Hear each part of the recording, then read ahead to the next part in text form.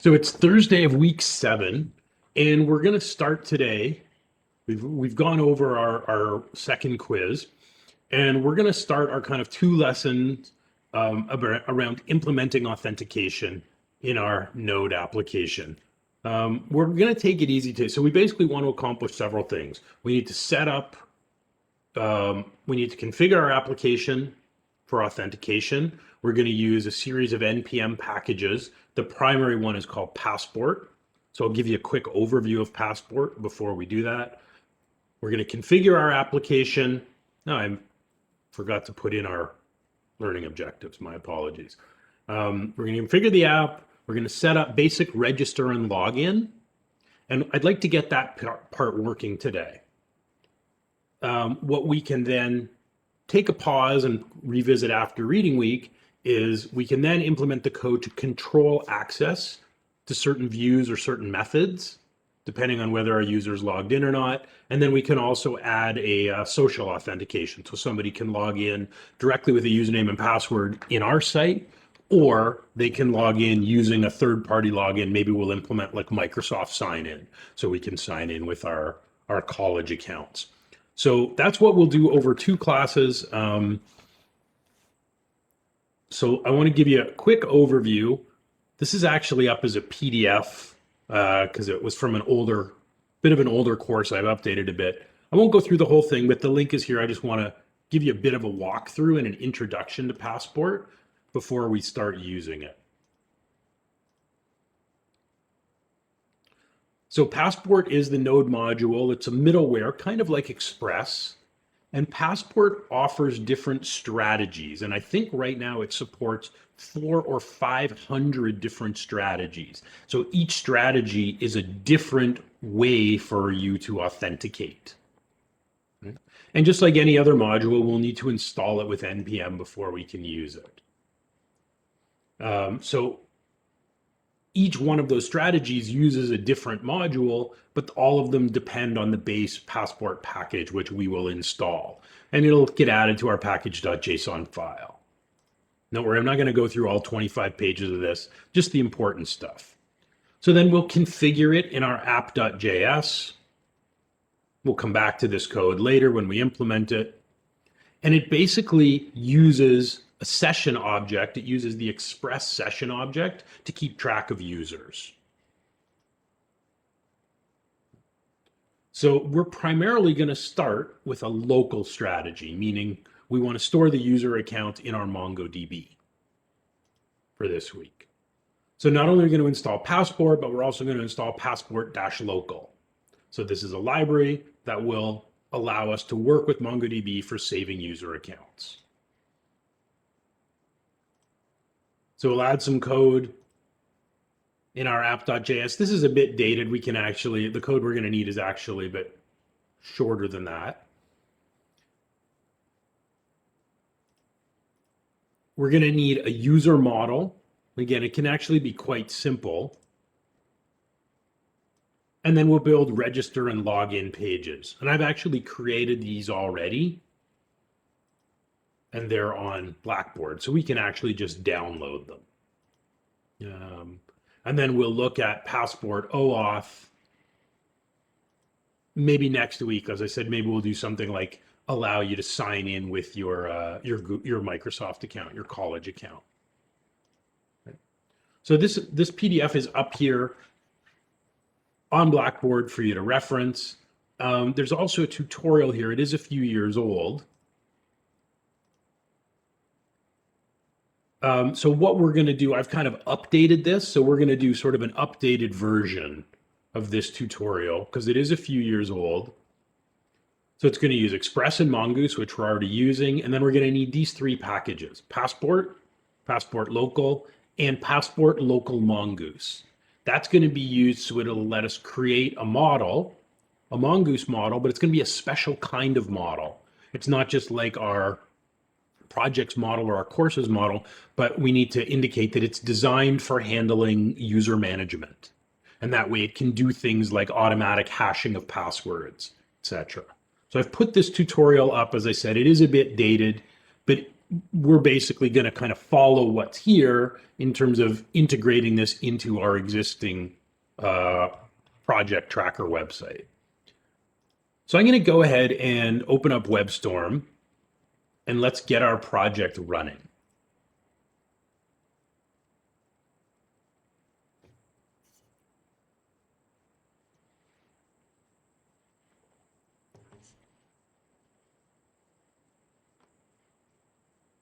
So I'm going to open up Project Tracker. It's always good when we haven't looked at the project for a week to open it up, just to kind of refresh ourselves as to what status the project is in.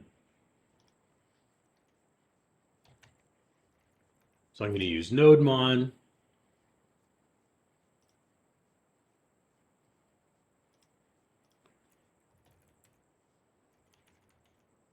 And just go check out the project.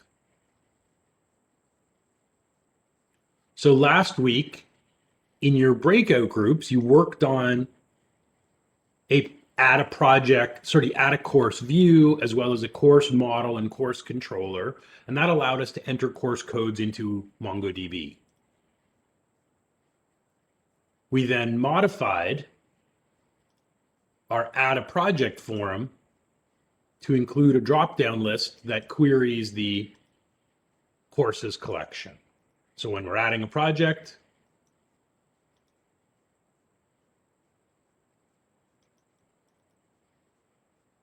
we can pick a course from a drop-down. Oh, there were a couple little things I should just go over. I had a few issues with date formatting, which I've cleaned up. So I think in your versions last week, we had this really long date, both on our main project screen as well as on our edit screen.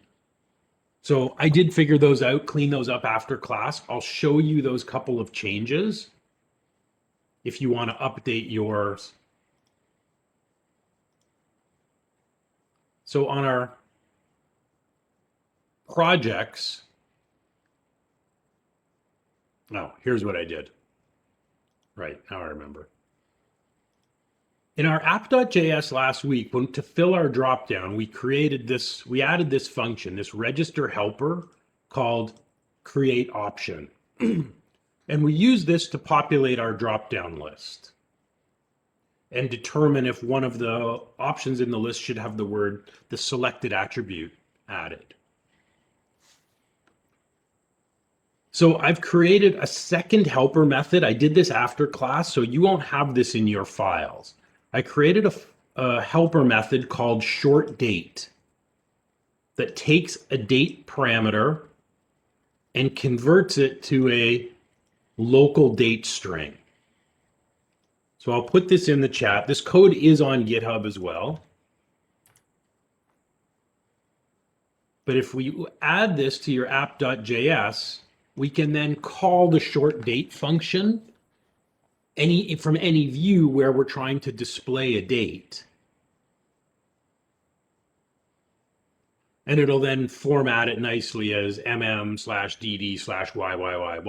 We don't get the long date string with the time and time zone that I had in class last week.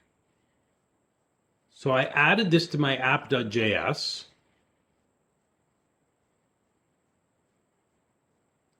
And then on the views project index file, before we just had this due date, so I've now added the call to our short date helper function. So this is going to take the date from MongoDB and run it through our date formatting function by calling short date in front of it.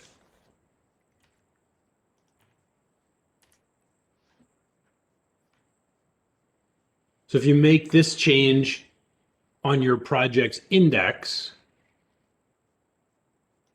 your date format will then be month, day, year, and all the other date formatting will disappear.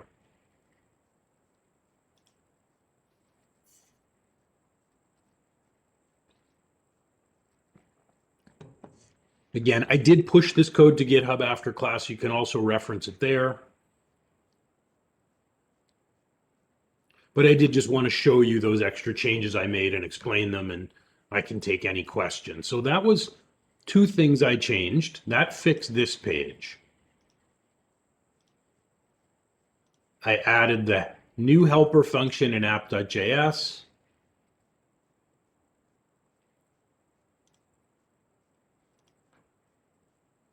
Close a few things here. And then in views, projects index, I pass the dates through that short date function so that they get formatted properly.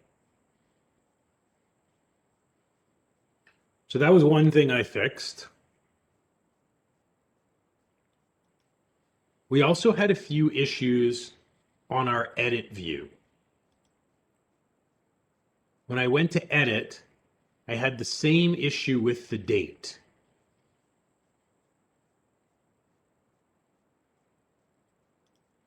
So in my project's edit, I also had to fix the status. So in the date, I changed my input instead of just the value being the project due date. So this is what we had last week. It looked like this. Just had project due date as the value. And it looked like this. So by, again, passing the date through our short date function,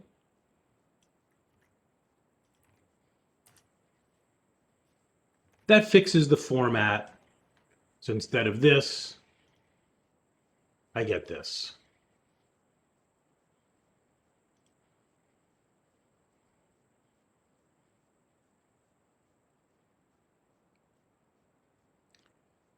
And the last little issue I had was the project status.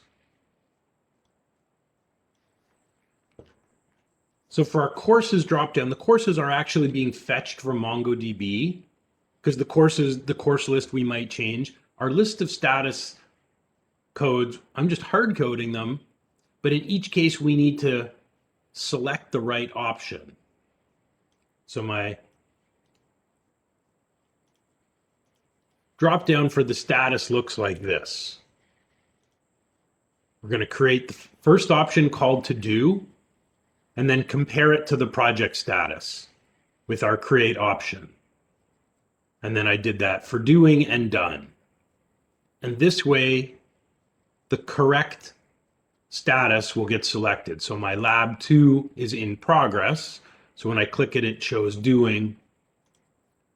All my other projects are still to do, so now the right option gets picked.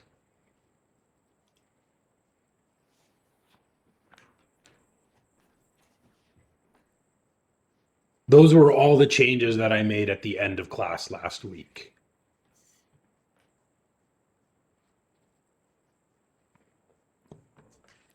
Didn't want to take the time in class because it took me a little while to figure those things out, so I didn't want to take up your time while I was working through them.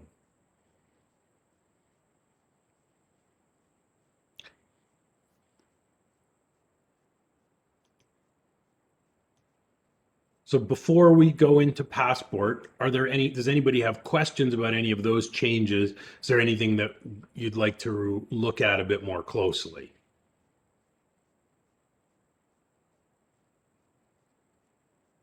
So the changes were in index, edit, and app.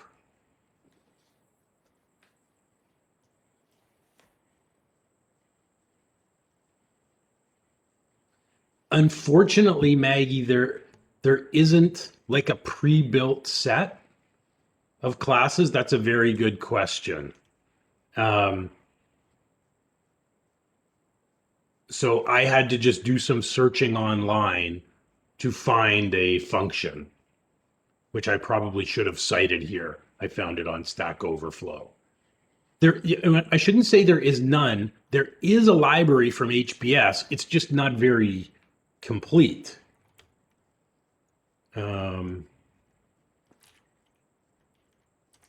if we look at the HBS documentation in handlebars, they have some helper functions. So they have built-in helpers. So you can use built-in helpers like to write if statements, for example.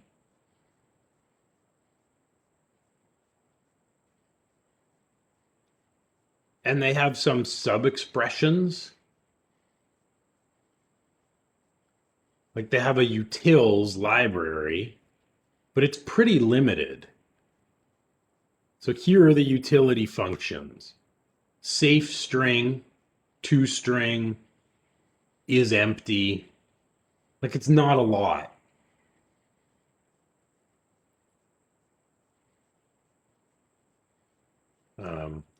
So here's the reference. It's really limited, which is one of the drawbacks of using handlebars. Some of the other templating engines for Node, they have more functionality right in the views. That's a very good question.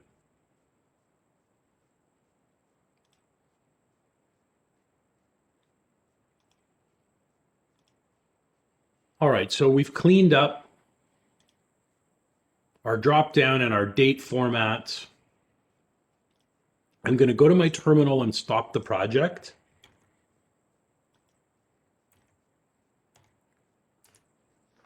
So that we can install the packages we need. So I can actually do this in one line. You can actually install multiple packages, at the same time. So what I want to do is npm I passport, and we can just separate the package names with spaces. The next package, I'll put this in the chat as well, is passport-local.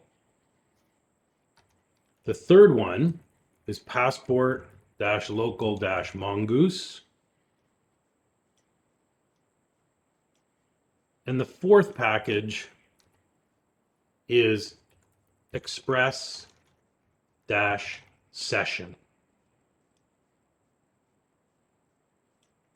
So I want to install all four of these. The base package for Passport, Passport local, meaning username and password, Passport local mongoose, that will allow us to build a special model for handling user accounts, and then express session to store user identities in the session object.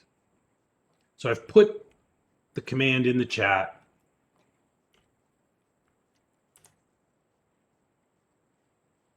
And I'm going to run it to install. Doesn't take very long.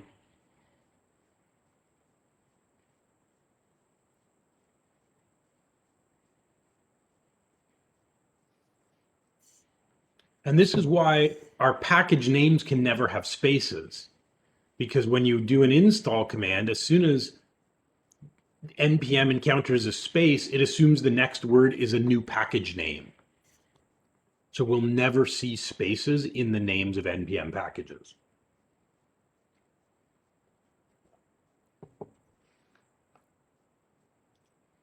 So we've installed Passport, Passport local, Passport local mongoose, and express session.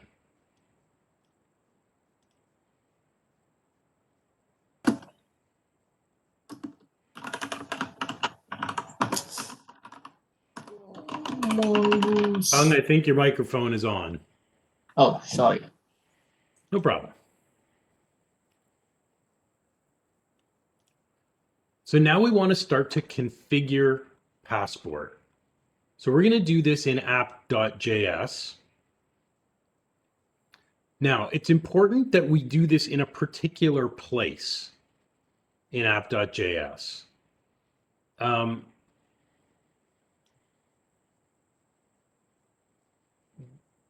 Because our controllers are going to use Passport,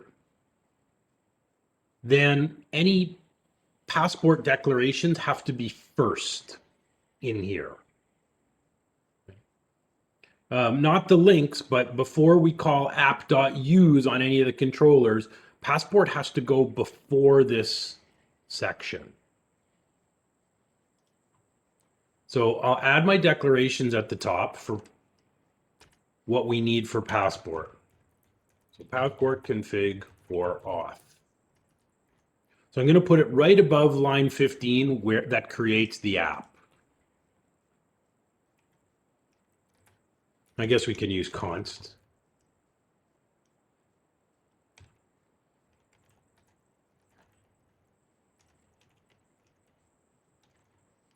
So we're going to require Passport and express session. Whoops.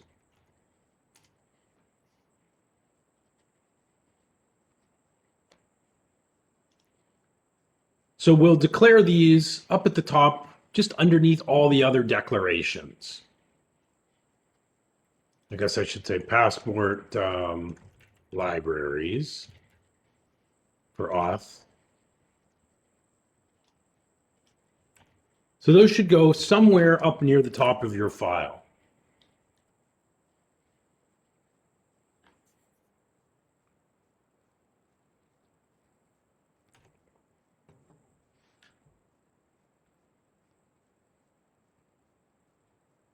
And then we need to configure Passport before we map our controllers.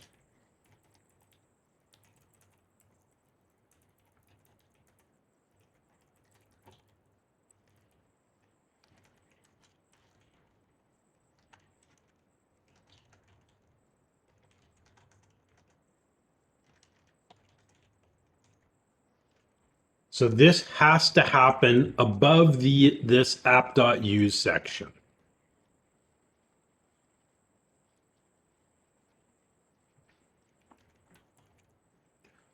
So we're going to call app.use first to enable sessions. And when we do, there's a few options we have to include. The first thing we have to include is a secret. So this is used for salting and encrypting the session IDs. So you can put in any string here.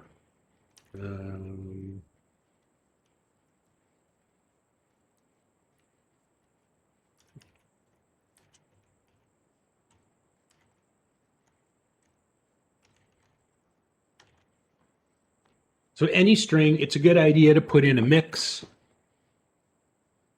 of uppercase and lowercase letters, numbers, and special characters. But you don't have to put in my own secret value. We need to set the resave to true. We'll look at what this means in a minute. And lastly, we're going to set save uninitialized to false.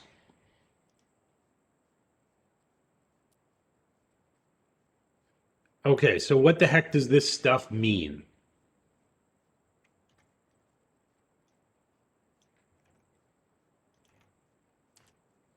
Well, let's go over to NPM and we can look at the express session package for a minute, and it's going to give us a little more info.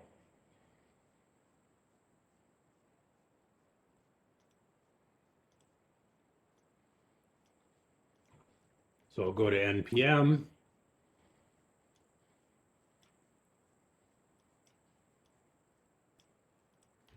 And we'll have a look at the express session package.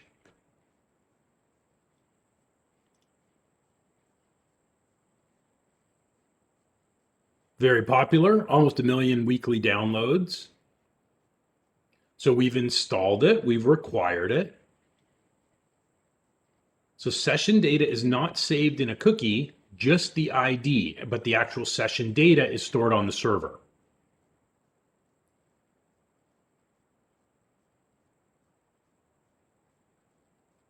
So if we look at their sample, here's their sample. They add a secret, resave, save uninitialized.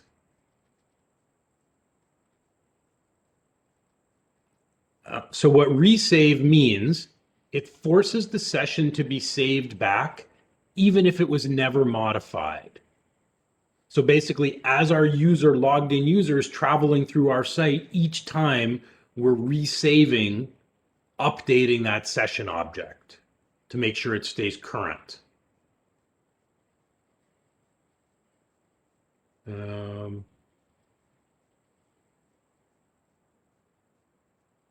Okay, actually they're saying typically you'll want false. Okay, we'll try to say, let's save that to false.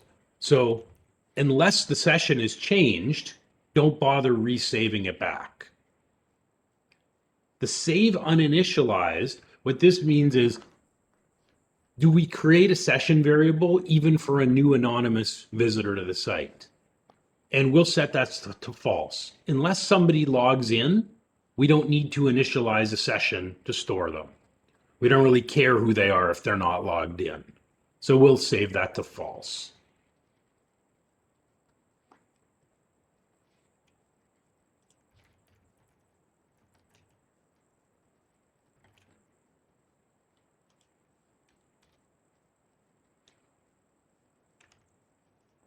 So there's our session configuration. Now we want to configure passport.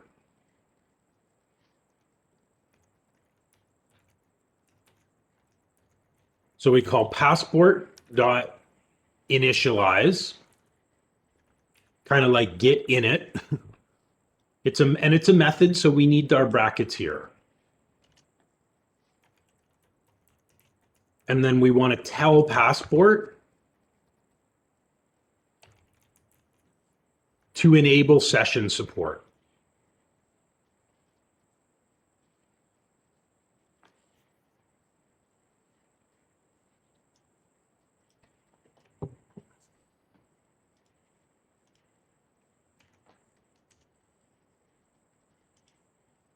So I'll just check my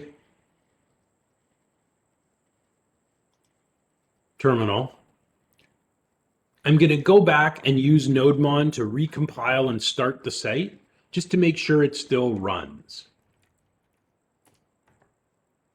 So it's okay, still running, connected to the database. That's good. I'll make sure the site's still up. Yep. Still working, which is good. So the next thing, we've got to add just a few more lines of code in our app.js. But before we can do this, we need to create a user model, because we're then going to configure our user model in our app.js, but we got to build that file first. It's fairly simple. It's a fairly easy model to make. It's going to be pretty similar to our project and course models. There's just going to be one small difference with it. Okay, everybody okay with the changes we've made to app.js so far? Okay, thank you.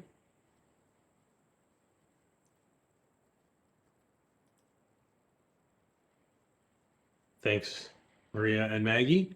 So let's go to models and let's make a new JavaScript file in the models folder, which I will call user.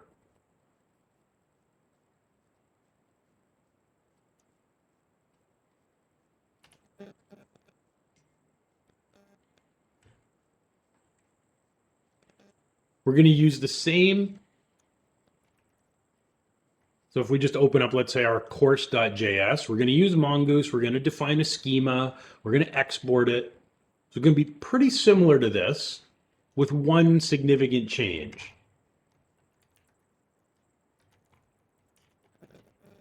So we'll require Mongoose.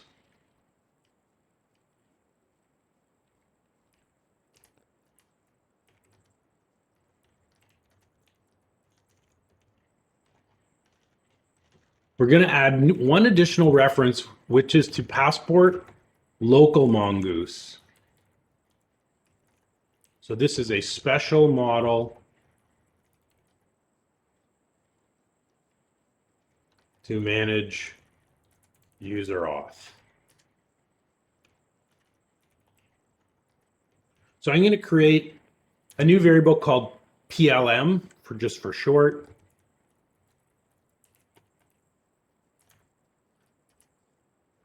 And we're adding our new package, passport local mongoose. So we're still going to define a schema for a user, but we're saying this is a special model. This isn't like the project model or the course model. This model is specifically designed for user management.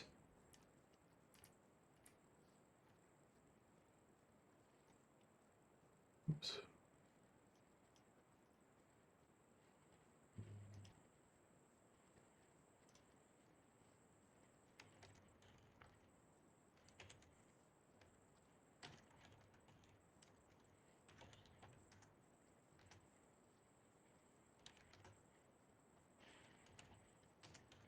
And again, we'll create a new mongoose schema. And we only have to define two properties here.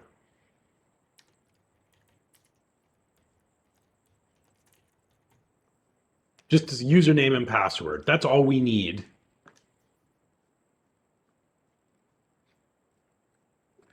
We'll modify this a little bit next week.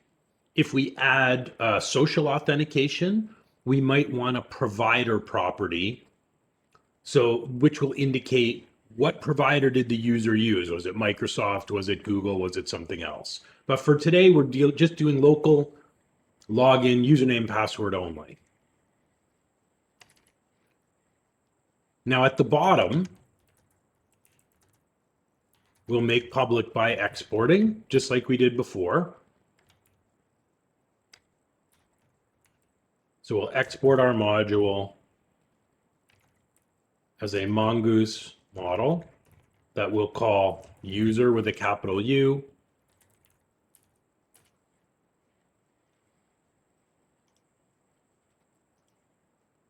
So far this looks almost identical to our previous models.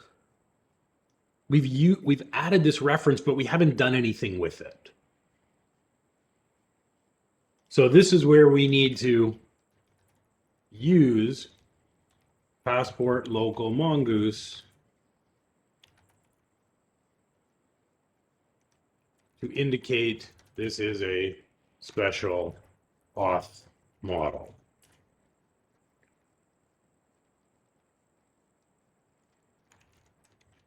So we'll take our schema and we're going to call this method called plugin.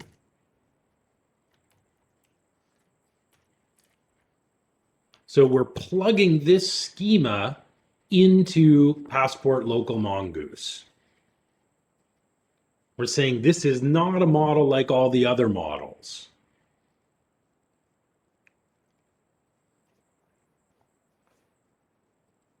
So by calling plugin,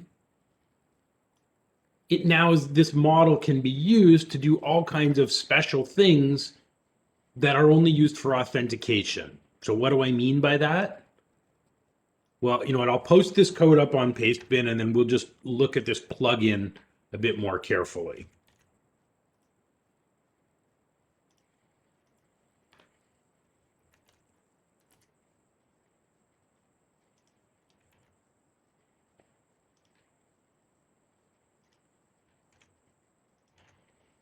So the link is in the chat.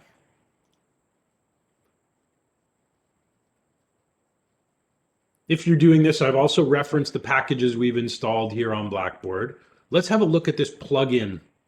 What does this mean for a minute? So schemas are pluggable. We can apply pre-existing capability to extend their functionality.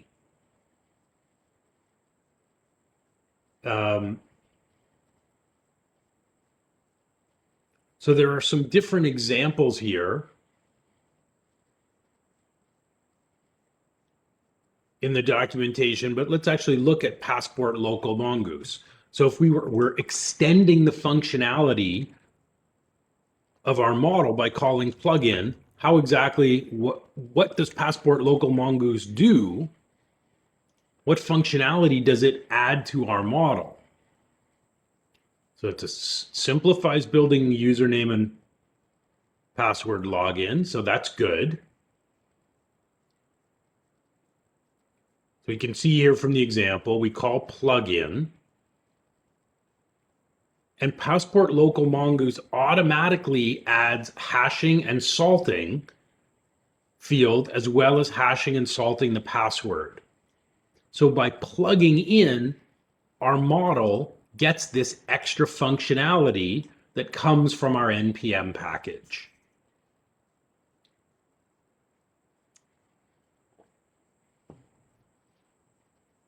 Okay, so we're extending the functionality of our model with built-in features that come with Passport Local Mongoose, mostly around salting and hashing passwords. It'll also make it easy for us to validate login attempts, because Passport Local Mongoose, it already has these methods kind of built into it.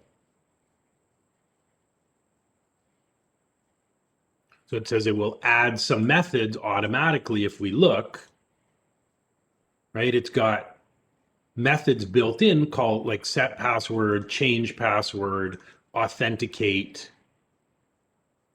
So we're not going to have to write much code for handling login attempts. Our user model that uses Passport Local Mongoose, it can do these things for us. So we're leveraging that package to save ourselves writing a whole bunch of code and testing it.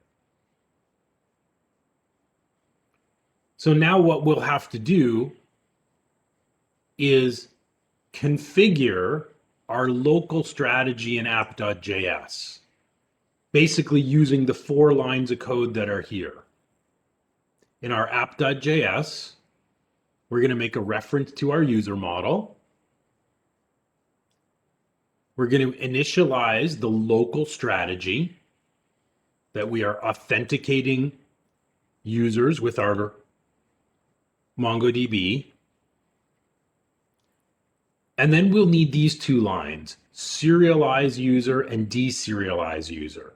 Basically, this means serializing is writing the user to the session. So when someone logs in, we can store who they are in the session.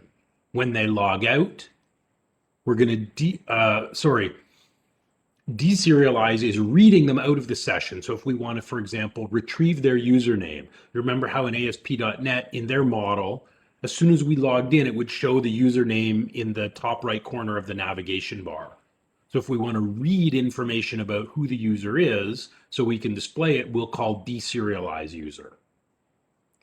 So write to the session, read from the session. So we basically need these 4 lines is the rest of our configuration that we need in app.js. So we're going to go ahead and add those.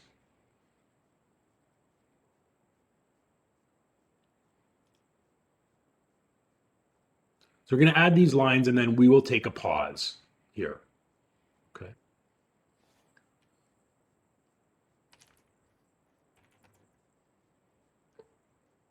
So we want to link passport to user model. That extends passport local mongoose. So I'll create a variable called a constant called user.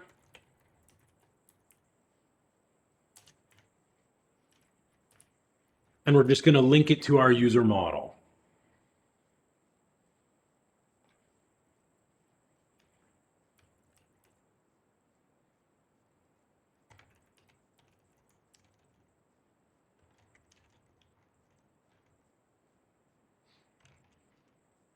Whoops.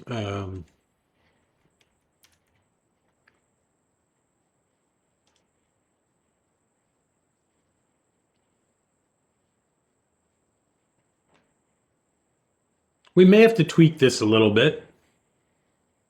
So we're going to call create strategy. We may need to make a little adjustment here.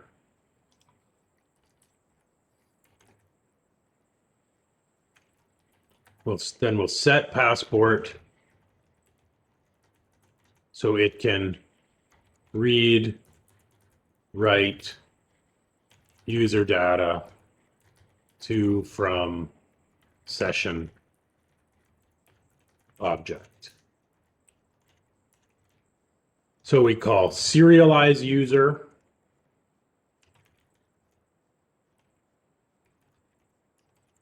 So this is so we can write information about the user into a session variable when they first log in. And then deserialize user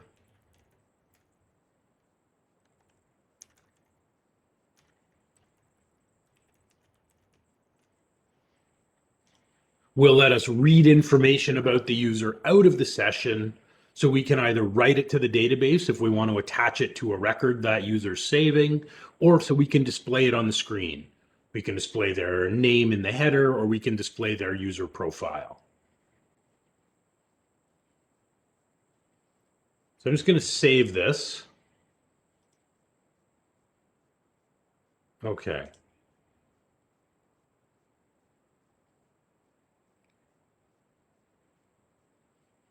So here is our configuration with our user model. Use the model, create the local strategy. Again, we may have to tweak this line. I'm not entirely sure it's going to do what we want. And then set up Passport to work with the sessions for reading and writing user information.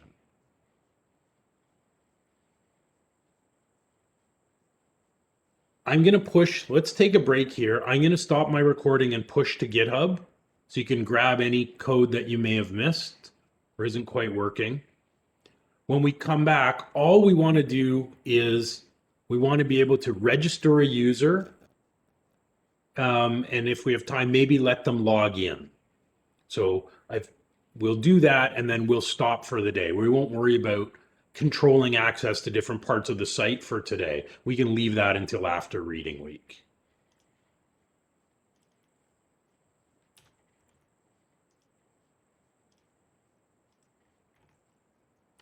Okay, let's take a 10-minute break here.